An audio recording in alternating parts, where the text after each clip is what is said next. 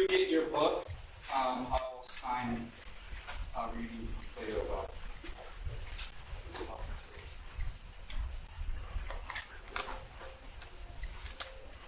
So what it's called is, at this point, the Greek miracle. Why do you think it's called the Greek miracle? Because prior to the Presocratics in this age, there really was, it doesn't seem, any indication about what was about to happen. You get democracy, you get a movement out of polytheism into monotheism, and you get the creations of philosophy, science. And so what you have is really this kind of evolutionary consciousness in terms of society that is blowing up. It's this huge, we call it the Greek miracle. And there are certain necessary conditions that we talked about for that to take place. Necessary conditions are, what is the bare minimum that you need in order to bake a cake? Well, you need flour, eggs. Those are necessary conditions. So just because you have flour and eggs doesn't mean that, voila, I have a cake. No, but it's the bare ingredients that you need. And so you can think likewise at this time period, what were the necessary conditions that allowed society to make these sorts of advancements? Now, we talked about that prior to the 6th century BC, it's the age of mythology. And the word mythology is derived from the word mythos, which means story.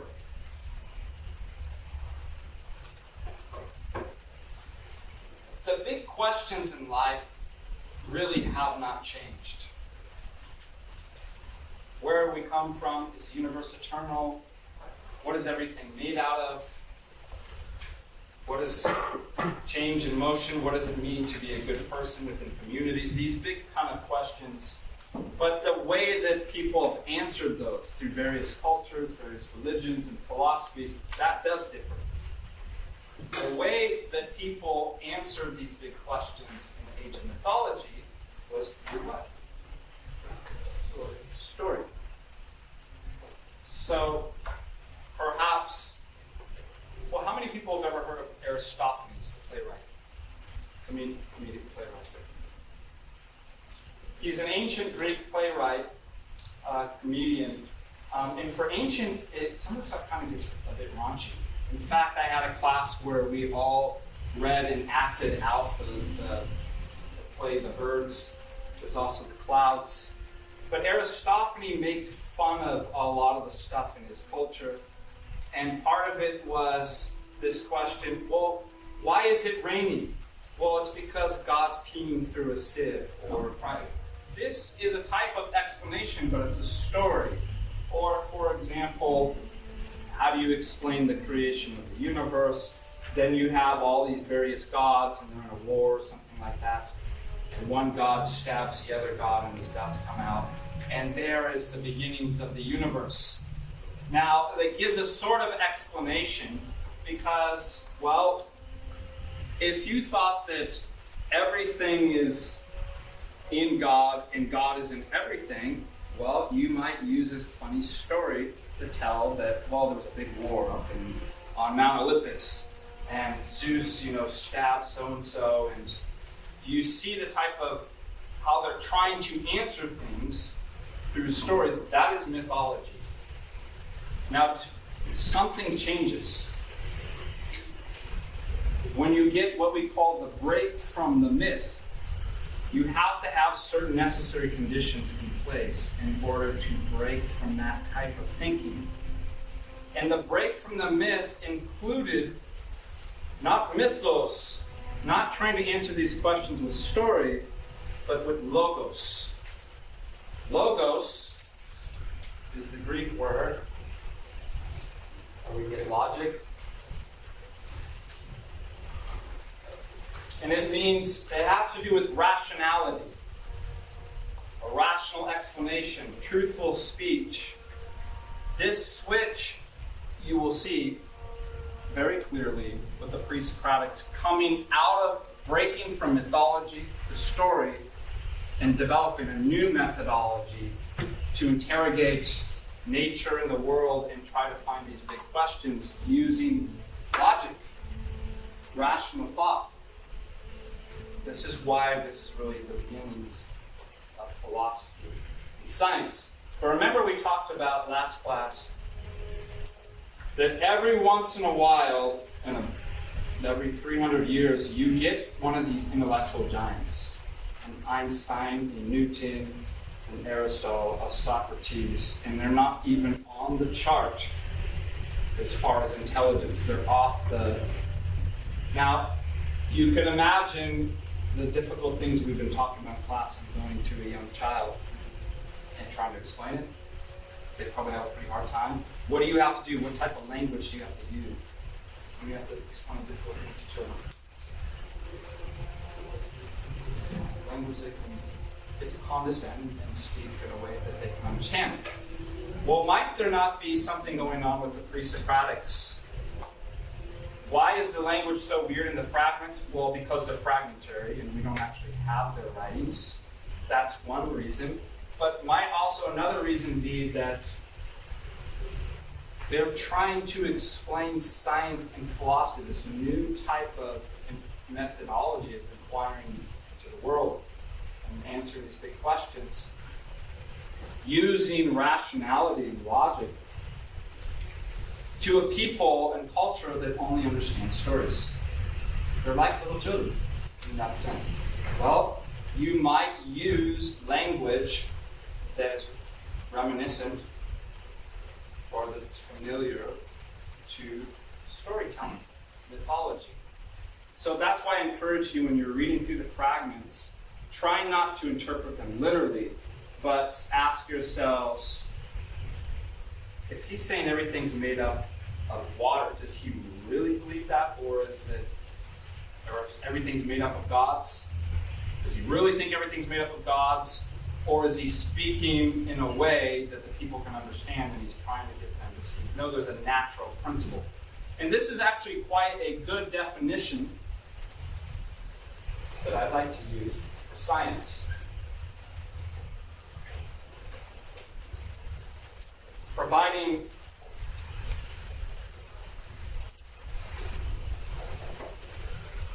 natural explanations for natural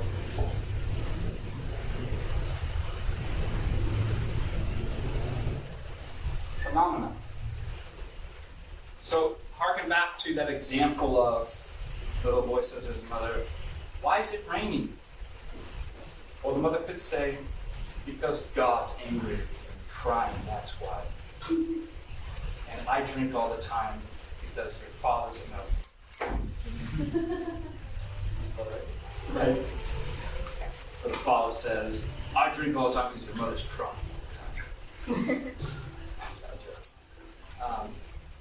But obviously, if you said, "Why is it raining?" or "Why is the sky blue?" if you said, "Well, because God's crying," or "He painted it with this magical paintbrush," do you think that you're doing science?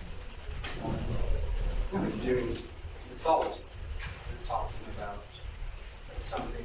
And that might be a way to try to explain things sometimes, but the idea of science is that no. Well, what if we said, well, we give an account of evaporation, and then as the water cools, it starts to condensate and then come down as rain.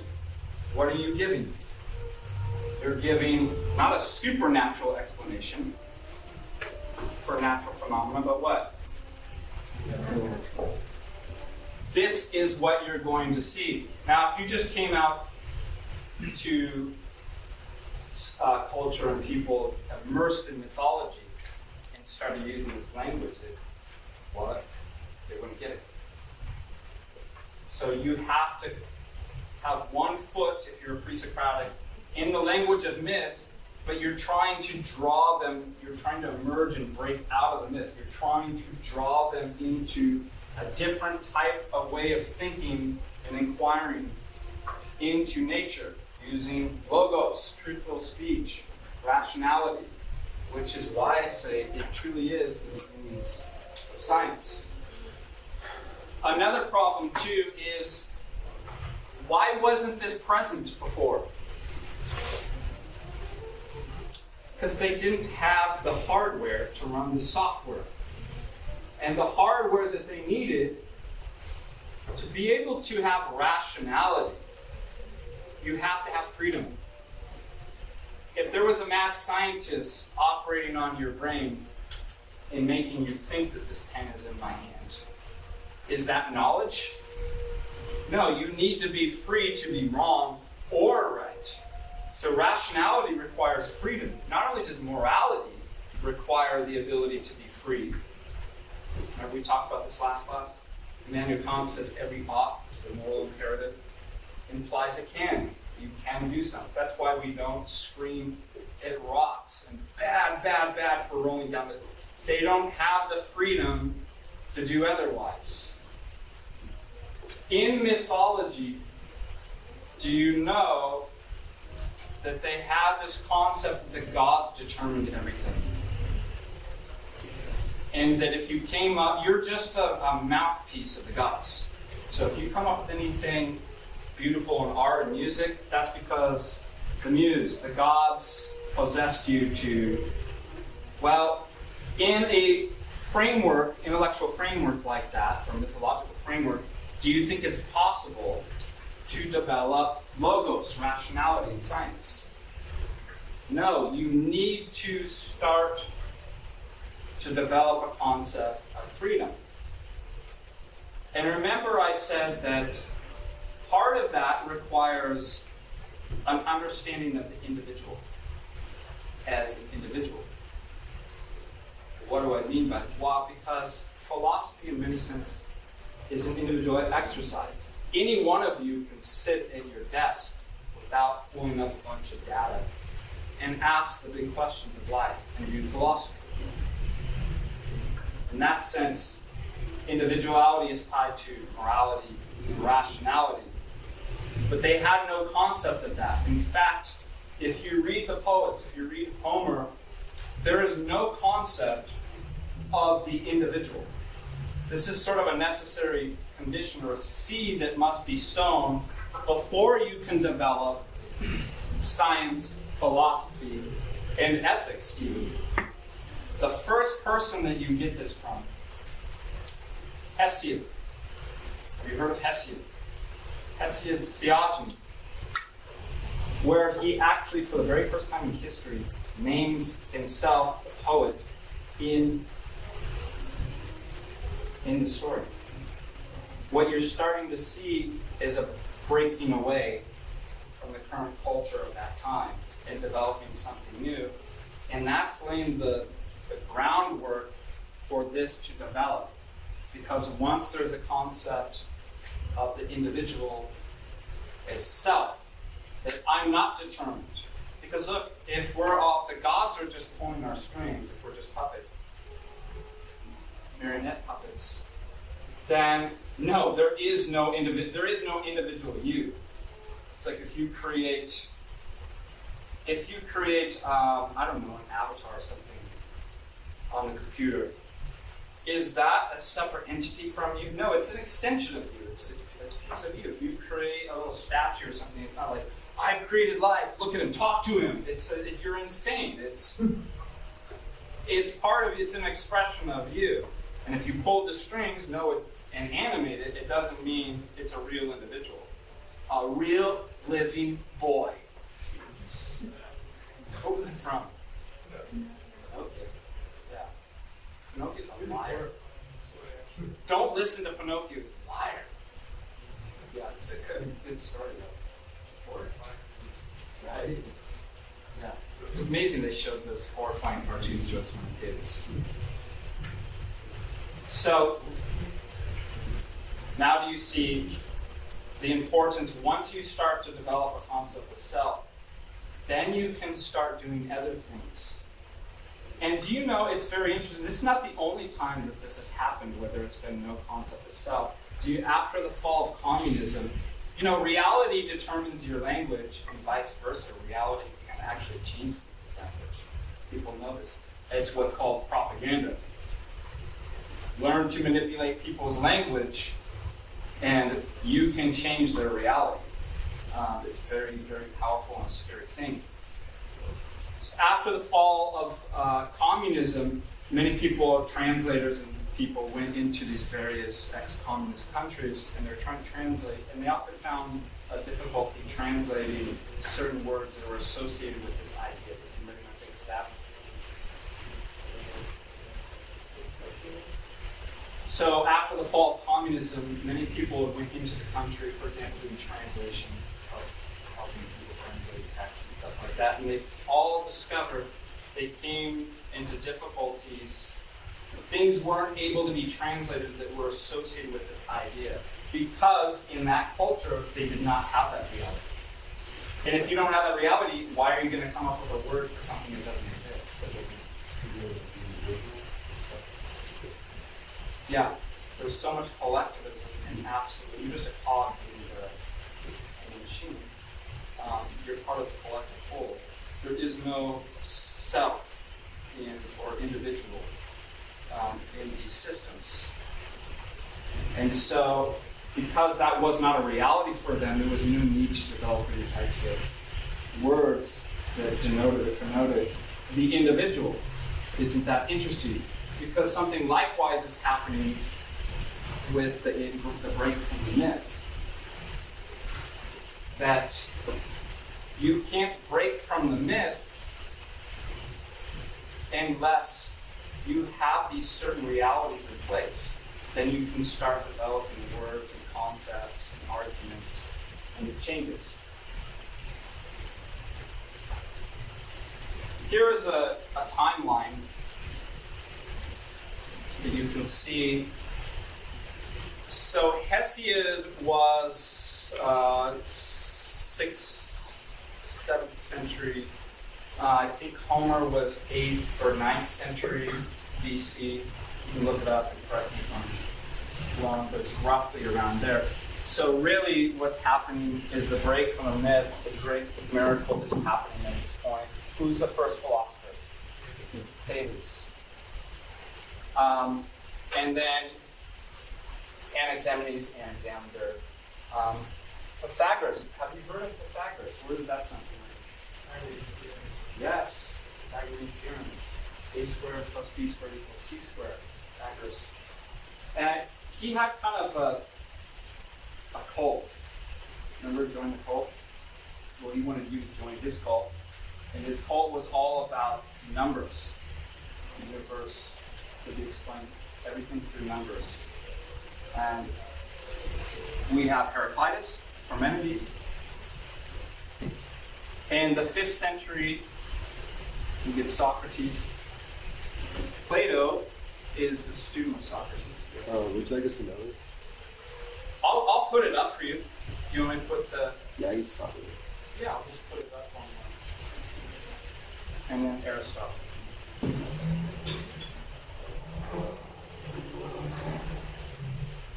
Here's the big questions. I want you to know this, please. The Presocratics, in breaking from a myth, they're asking these same big questions, but they're going to be answering them in different ways. And the big questions that, generally speaking, all of them seem to be concerned with in various ways. One, what is everything made out of? And if you look at numbers 1 through 4, they're really reiterating the same question in different ways. So if somebody says, well, what do you mean, what is everything made out of? Say, well, what's down at the bottom? If you just kept going down and breaking things, what underlies everything? And if somebody asks, well, I still don't get it, what do you mean by that? You could try to clarify and say, look, I'm trying to ask you what are the fundamental building blocks of reality? Or another way to put it, what really is the ultimate principle behind everything? Or of everything?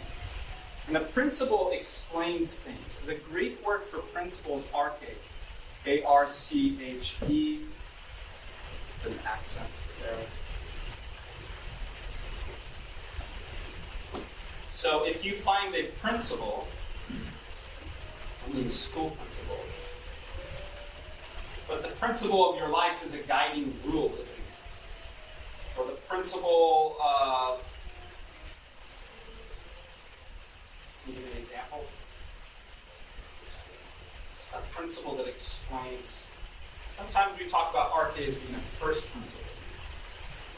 It's an ultimate explanation. There's all kinds of explanations you can give, but oftentimes if you get down to the bottom of it, you get a arche, a principle that explains everything else.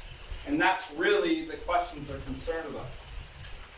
Yes, you can tell me that this looks this way because somebody told me, but why is that? And you keep going with the question until you get to the bottom where you can't go any farther. There you found an arche. And in fact, the 20th century philosopher Ludwig Wittgenstein, who was the student of Bertrand Russell, says the problem with people today is they just don't put the question mark down far enough. They stop with, well, I guess that's all that we can know about it. No, keep going farther and farther until you can go no more. Then you get to an ultimate explanation. Yes? You have a question? Oh, say some more. And what? So evolution is an explanation for the variety of various species, change within biology, nature, biological life. Now, somebody could say, yeah, but does evolution explain everything? Does it tell you how to bake a cake? Does it tell you how to do interpersonal relationships? So somebody could say, no, you didn't give me an arche. Evolution might be an arche for the biological science as far as development of a variety of species. Yeah, you might say. What other questions? Come on, guys. Also, they're concerned with change and motion.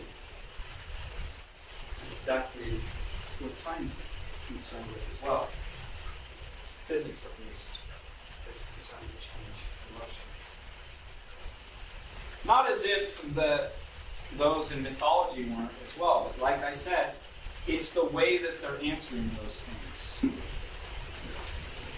By the way, here is a definition of arche. Literally means principle or rule. It will also be understood as the origin or source of action. The principles of knowledge. What explains how you know something? Well, if you can actually explain it, then you've given me a principle, an arche. We talked about law. Remember, if you have something taken before a judge, the judge doesn't, and making a ruling, doesn't just look at the evidence and go, at least they're not supposed to. They don't just go, well, in my opinion, I think that, I don't know, 50-50 did here. And he gives a judgment. Some whimsical judge. That's not how it's supposed to work. They're supposed to appeal to what? Starts with a P. Precedent. Precedent comes from it's a principle. It's the rule that you use to judge all the other cases. We do this in our own lives all the time. You get a principle, and you look at all the convoluted cases and go, okay, I'm going to apply this standard. A ruler does the same thing. A ruler does not change every time you measure something. Hopefully it doesn't. You want it to stay the same as you're measuring different things, otherwise you're not going to have any knowledge of the lengths of objects. You'll be stuck in Lewis Carroll's Alice in Wonderland. Go insane. Absolutely insane. It can also be the ultimate principle. the ultimate underlying substance. So that harkens back to, well, what are the basic building blocks of reality? If you just keep cutting things down and breaking them down. So if you looked in a microscope and scanned, what are you going to see? Cells. Is that all I'm made of? Just cells. You're going to say, well, that doesn't, am I just a cell? Is that all I am? The problem is, a tree's made of cells. If you just say, well, that explains it. You're just made up of cells. It doesn't explain it because that tree's made up of cells, and I know I'm not a tree. So what's the difference? And so one might go, we'll keep going further. Keep putting the question mark down farther. What are cells made up of?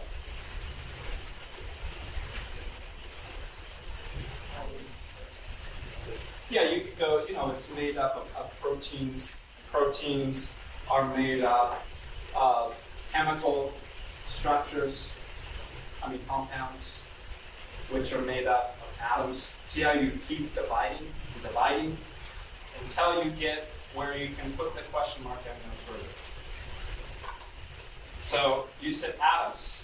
So remember, we divided. Is that what it is? Is it just cells? Is it just chemicals? No, it keeps going to a point that you can't divide anymore. Now we know that you can divide atoms farther. But do you know who came up with the atom?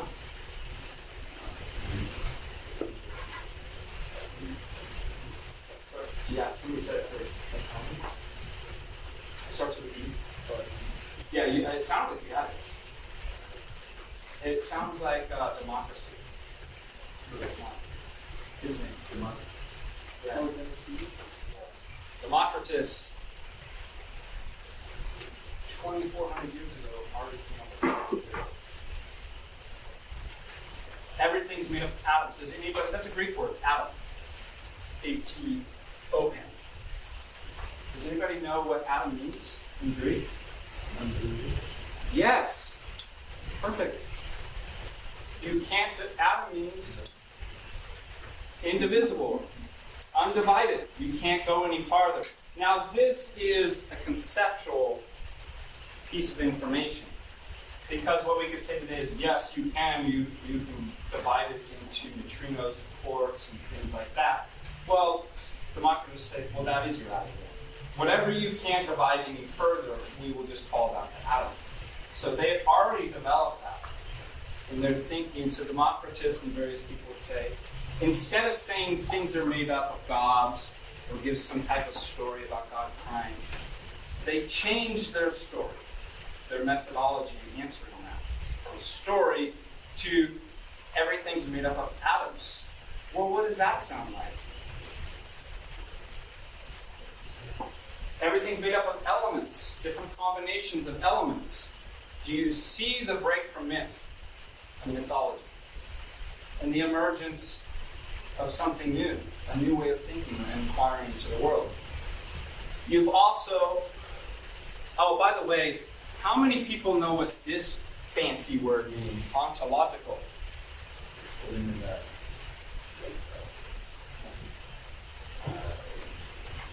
How do you know? That's just What you know? Yeah. Ontos in Greek, which ontological comes from, which you also see the word logos, means being, existence. So in philosophy, anytime that you talk about something pertaining to the way it exists, or that it exists, or conversation about being or existence, we use this fancy word called ontological. We give you an ontological explanation. Are we speaking about ontological issues, or are we speaking about issues of knowledge, epistemology? Those are technical words that we can use that come up. So what this is saying is arche can also be an ontological, meaning pertaining to the existence of something. What explains why does this exist in the way that it does? Well, an arche will explain that. It will give an explanation and can be the root, if you go down far enough, an ultimate arche of why does anything exist at all rather than nothing. If you provide a rational answer for that, you're going to be presenting you with an arche, foundational principle that explains everything. And that's exactly what the Presocratics were looking for. You've seen the word arche in various other words. Architect, archaeology, monarchy, anarchy, archangel, hierarch, archbishop. All of those are different. What do you think they have in common? What does an architect do versus an architect compared to a construction worker? Builder. What's the difference? One designs and provides the construction worker with what? Yeah, a principle or a rule of how to put all the. You can grab a bunch of lumber and nails and throw them in a pile, and it's not going to turn into a house. You need some type of explanation or blueprint to show how all those parts go together to give you a structure or house or whatever you want to build.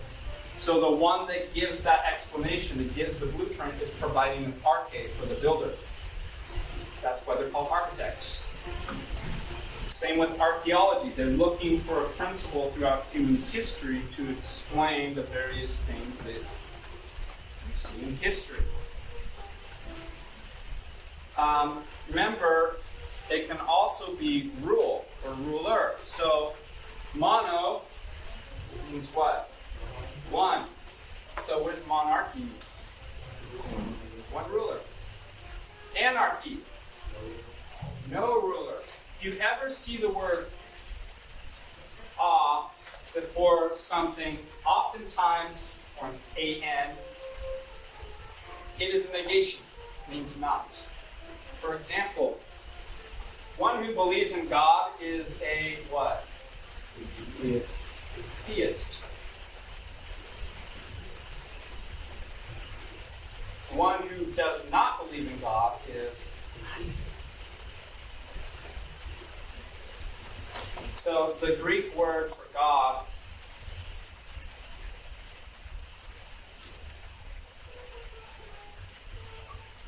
theos, that's theta. In Spanish, God, Deus. So how close is that? So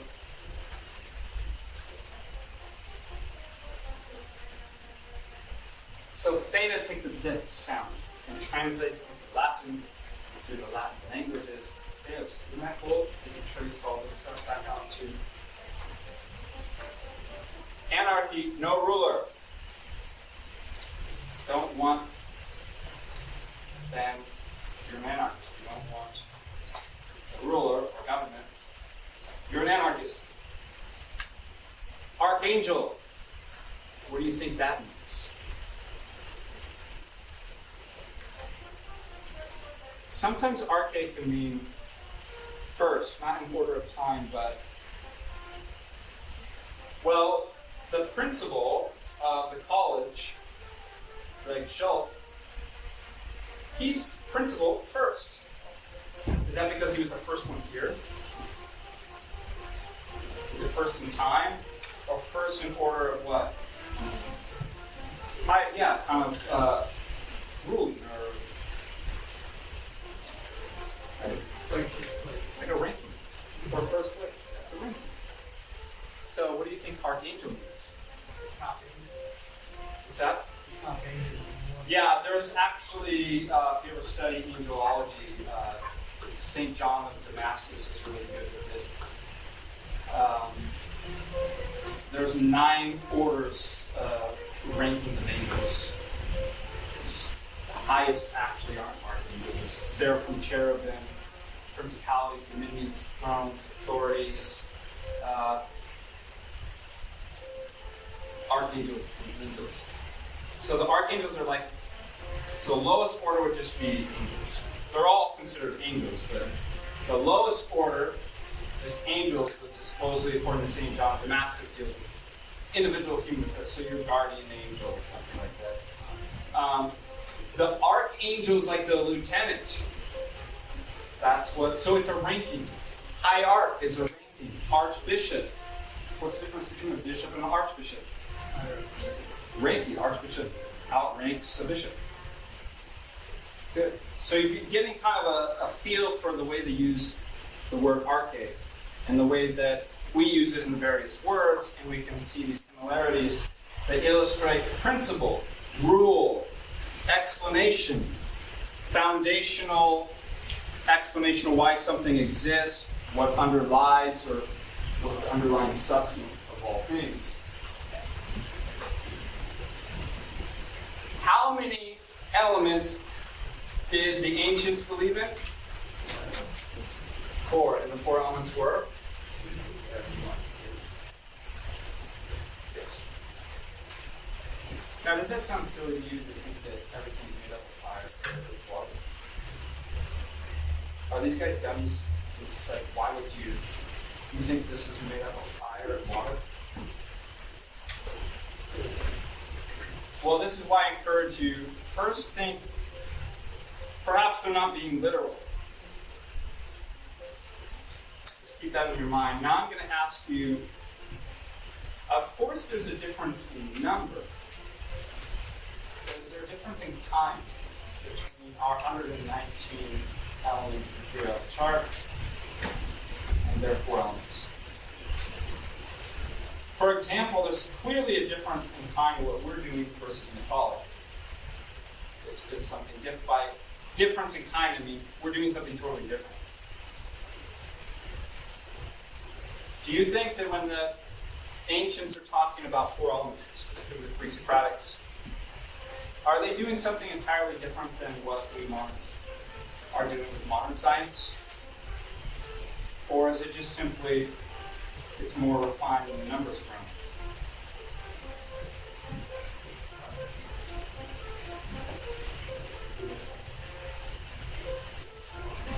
Somebody go grab that guy. Mess up the audio. Don't tell him he's messing up the audio. Yes, sir.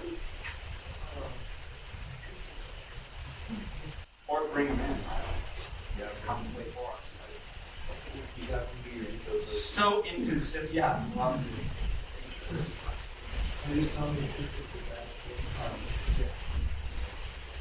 Better down the well. Down that tunnel right there. It's something really nice. Don't believe me?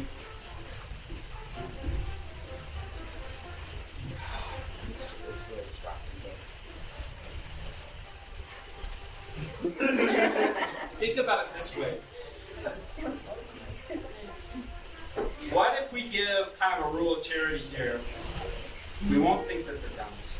By the way, we tend to think that way about people in past. It's criminals. Savages. They're just so dumb. That we've advanced, we have technology, we have the internet. We must be smarter. Are we getting smarter? We're progressing. Progressing to where? Where are we going? Get me off this ride. I don't want to go. I didn't sign up for this. Yeah, we might be digressing. So let me give you an example of a really interesting thing that I watched a few years ago. They were trying to figure out, do you know what an obelisk is, correct? The national monument in Washington, D.C.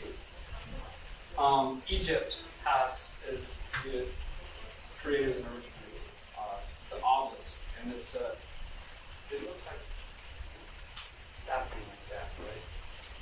It's got really, yeah, we've got hieroglyphics going up it and stuff like that. So they were trying to figure, just like the pyramids, well, how did these primitive savages build something like so spectacular? They're idiots. I call that type of reasoning, when people buy that, futurism.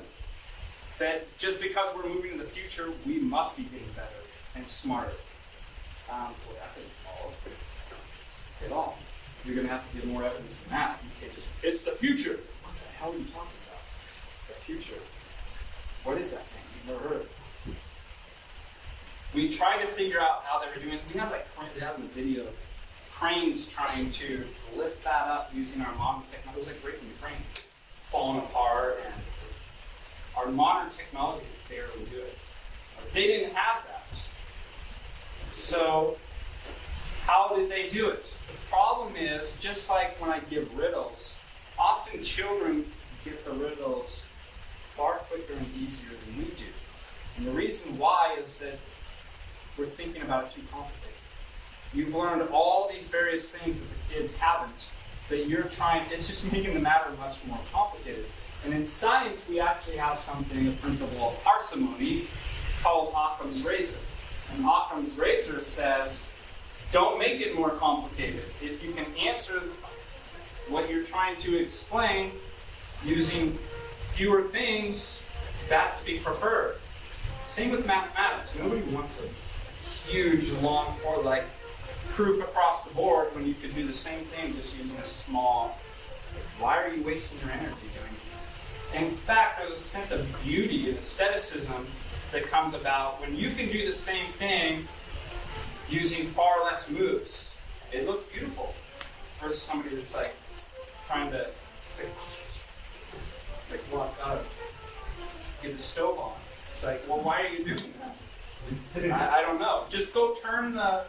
That looks nicer when you just walk up and turn the stove on rather than doing that stupid dance that you're doing. That's the principle of parsimony, and it's preferred in science.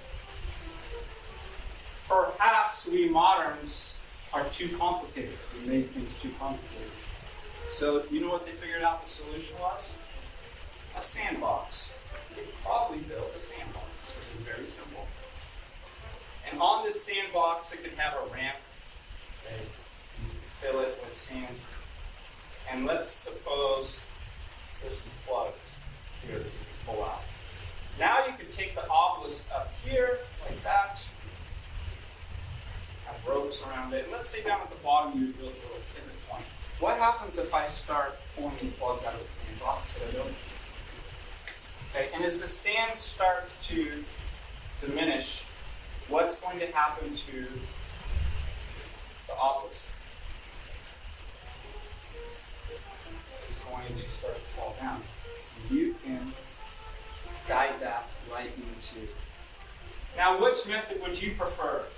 Spending $1 million on a crane that's probably going to break trying to lift that heavy obelisk, or build a sandbox and pull the sand out and some ropes? Who's more advanced? And yes, we didn't have to introduce aliens to explain that. Well, the aliens just give them the end. It's like, okay, good. That's Good try. yeah. Now we're reverting back to mythology, right? This is called like God of the gaps. When you can't explain something, throw God in there, or an alien. What? Where's my keys? I can't find them, honey. The aliens took them. That's the only thing that explains. Yeah, that's not doing philosophy or science. Yes. I believe it will be a watch.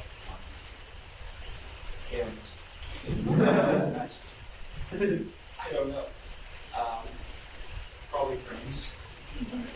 Probably lots and lots of money and much more complications and manpower than a sandbox. So, I bring that up because perhaps they're not primitive. Perhaps we're not progressing as far as we think that we are. We could do the same sort of thing. So just as kind of a rule of charity, we give them the benefit of the doubt and ask yourselves, what if they're not actually believing that it's literally made up of air? But again, if you're going to try to explain scientific principles, providing natural explanations for natural phenomena to a culture that only understands mythology, you might use poetic verbiage. Well, it's like there's some sort of principle there. We don't know what it is. We can't see it. Well, what is it like? Well, it's like air. What is air like? Light. What is earth like? Heavy, rigid, solid. Flat, unless it's a rock, a round rock.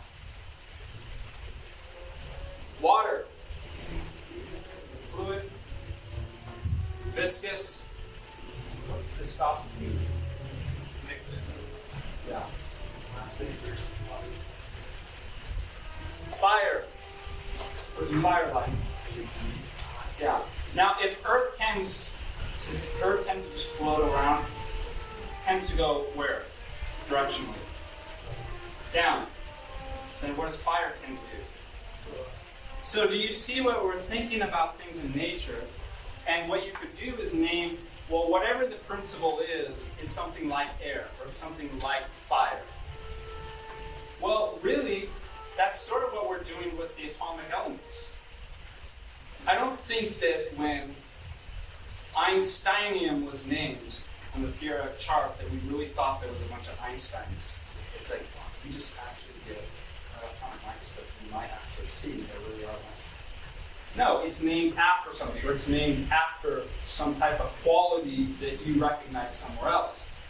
So might it not be that they're doing the same sort of thing, but they've just started off doing science? So no, they don't have 119 elements in the periodic chart.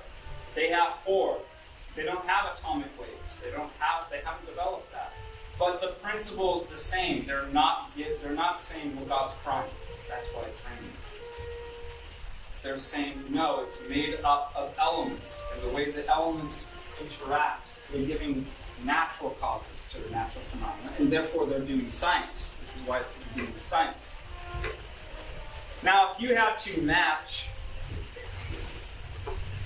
element out of the periodic chart to one of the 4 elements, what would you do? Let's start with Earth.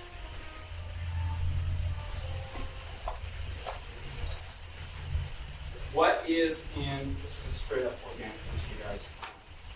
You didn't take your organic chemistry. There wasn't a prerequisite for the class. You said carbon. Carbon. Every organic substance is made up of the various combinations: carbon, hydrogen, oxygen. Sometimes you can have nitrogen, but it'll always include a combination of this. These 2 are gases. This is solid.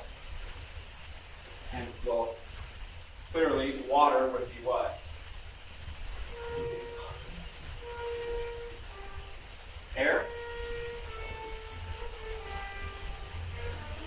Fire? Combusted oxygen? Fire is? No. You burn Well, you have to, yeah. Well, nice that you bring that up. So imagine I drive. I'm going to try to get you in the mindsets of how the Presocratics are thinking about this. Suppose this stupid picture I'm drawing is a log. I actually know how to draw. I'm just lazy. Yeah, I don't want to waste my time doing that. Leave. I'm getting even actually almost time to leave.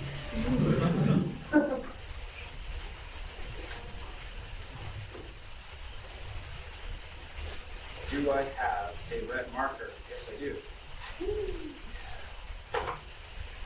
Nice one. So, let's suppose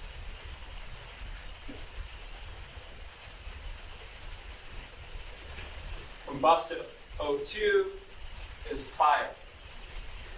Now, what would any tree or log be made up of?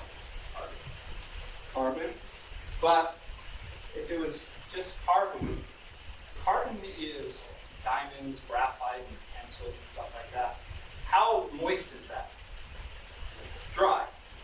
Carbon is dry. It's earth. That tree's moist, isn't it? So it must have a principle of what? Right. So carbon and water. Or in other words, if you're Socratic, earth and water. Now what happens when I burn this? What's going to happen to the water in there? It's going to evaporate. And what's going to be left after I evaporate it all? Ash, which is what? Carbon. I've taken the water out, And it's the water because why? I put heat into water. What happens when I heat water? It goes up, it evaporates. So, and air is simply, so hot air goes up until it does what? It cools. And when it cools, it turns. And actually you have hydrogen too. You have hydrogen and oxygen coming out of it. Well, isn't that interesting? That's science. That's a basic form of science. Even, do you know who came up with the periodic chart? Starts with an N. Yes. Why am I even up here lecturing? You guys should. You already know the answers. Mendeleev, when he came up with his periodic chart, did he have all the elements? No, Yes, he discovered a pattern and he knew where to look to find the new elements. Exactly. Well, might we not say the same thing here, that they started with what they knew, with the anticipation that this would grow. So now you're starting to see that these guys are bright. The Milesian philosophers from the port town of Miletus and Anatolia. Anatolia is modern day, oh yeah, where Istanbul is. I call it Constantinople. You might call it Istanbul. The capital of the Byzantine Empire was. Modern day Turkey. So those three philosophers I had you reading, Thales, Anaximenes, and Anaximander, they're from the port town Miletus. There he is, Thales. And I put up his fragments for you. What do you think his arche is that he's trying to say? Everything's made up of. This explains everything. Water.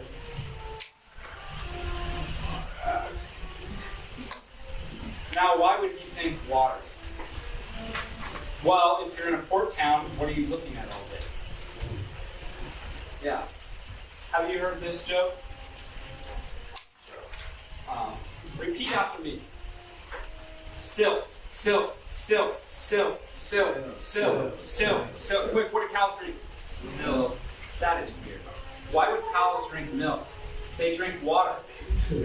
But do you see that your mind was so focused on something that you ended up, might not, Thales. They're going to use that one off. Feel free. Just give my donation here, and you may use my riddles and jokes. But seriously. Perhaps he's going, what is everything made of? What is everything made of? What is everything made of? Well, what am I looking at? Water. Yeah, that might have started off in thinking that everything's made up of water. But he gives other explanations. Well, what explains the earth? Now you're looking at a bunch of islands, and you're obviously not going to go dive beneath. You probably might think that islands are floating pieces of earth. So what would explain land masses? What's underneath? Supporting it? Water. What are you mainly made up of? What is the earth made of? Plants, living things. So you can see where he's going. Now Aristotle has a great reputation of that, in the kind of spirit of not putting the question mark down far enough. He says, okay, so the dance. He actually did not say that word. He's already used like silly pants. Silly pants, Thales. Smarty pants. What's the water resting on, dummy? Does it just keep going down forever? There's a famous episode where Bertrand Russell is speaking about maybe something about the origins of the universe or something like that. Bertrand Russell was an atheist, a famous atheist. And one lady gets up in the Q&A and says, "You've got it all wrong. The earth is resting on the back of a turtle. It's not orbiting the sun." So Bertrand Russell wittingly responds, "Okay, smart pants. What's the turtle resting on?" And she responds, "Oh, it's just turtle all the way down." Yeah. An infinite amount of bad answers doesn't automatically equal, "Wow, I guess you're right. I didn't think about that. If we just add an infinite sign to, that will explain everything." No. So that's the other way that you never get to the bottom. So she pushed the question mark all the way down, but she never got to a foundation to explain. So what Aristotle's doing is the same, and we'll end with this. The water has to be supported by something. It can't be water all the way down. It can't be turtles all the way down. There must be earth supporting, which is to illustrate and show Thales, you don't know what you're talking about. You didn't put the question mark in. You didn't even think about what the water might be resting on. You don't. Okay, we'll pick up here. Read Parmenides, Heraclitus, again. But what I would like you to do, who has their textbook with them? Read Plato's Apology. What page is that? Plato's Apology. That doesn't mean having to say sorry.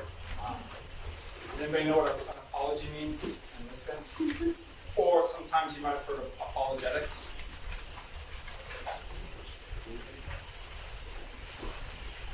Giving a defense. So it's Socrates' defense is Socrates' apology. Socrates was a little bit like Jesus in some ways. He never wrote anything, he had a bunch of disciples. And he probably wore sandals and a toga. And he was like, "These are not the Jedi's you're looking for." Yes, sir. It's on page 23. So you can read that over the weekend, write notes on that. We'll finish up with Presocratics, which is a nice transition. Presocratics into Socrates. Socrates. You never saw Bill and Ted's Excellent Adventure? Yeah. Is that what I'm going to give you a group project and you're going to have to do Bill and Ted? Oh no. Yeah, build a time machine and bring the various philosophers back. That's not a bad idea. I mean, it's not literally, but is for an idea for a presentation where you bring back, you have various people dressed up as philosophers, and one of you could be Bill and the other one could be Ted. It's like, "Oh, Socrates." Yeah. Good one, guys. So, go in peace. Go get wisdom. Bye, guys.